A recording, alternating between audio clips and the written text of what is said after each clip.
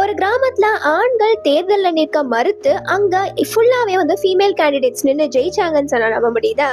1994ஆம் ஆண்டு மத்திய பிரதேஷ்ல இருக்கிற ஜபுவா அப்படின்ற அந்த மாவட்டத்துல இருக்கும் ராமா அப்படின்ற கிராமத்துல தான் இந்த ஒரு சம்பவம் நடந்திருக்கு. அதாவது கிராம பஞ்சாயத்து முன்னாடி முழுக்க முழுக்க வந்து ஆண்கள் கிட்ட தான் இருந்திருக்கு.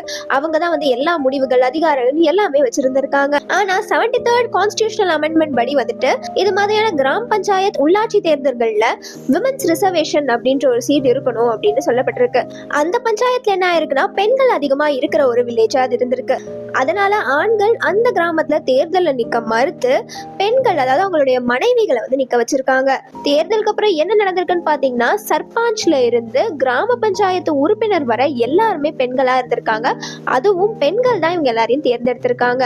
அதனால இந்தியாவினுடைய முழுக்க முழுக்க பெண்களால தேர்ந்தெடுக்கப்பட்ட ஒரு கிராம பஞ்சாயத்து அப்படின்ட்டு வந்துட்டு இந்த ராமா வில்லேஜ் வந்துட்டு பெயர் பெற்றது. அதிகாரம் பெண்கள் கையில வந்ததுனால ஸ்லோவா மாற்றமும் வர ஆரம்பிச்சது.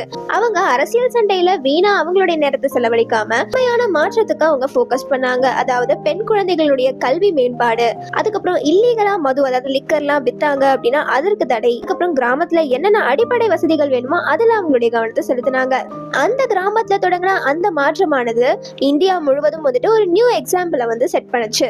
இதுல இருந்து நமக்கு என்ன புரியுது அப்படின்னு பாத்தீங்கன்னா, உண்மையான அதிகாரம் நம்ம கையில வர்றது வெறும் மேடை பேச்சுகள்ல மட்டும் நம்ம வந்து நிரூபிக்கிறது கிடையாது, உண்மையான மாற்றத்தை கொண்டு வர்றதுதான். இது அரசியலுக்காக அவளின் குரல்.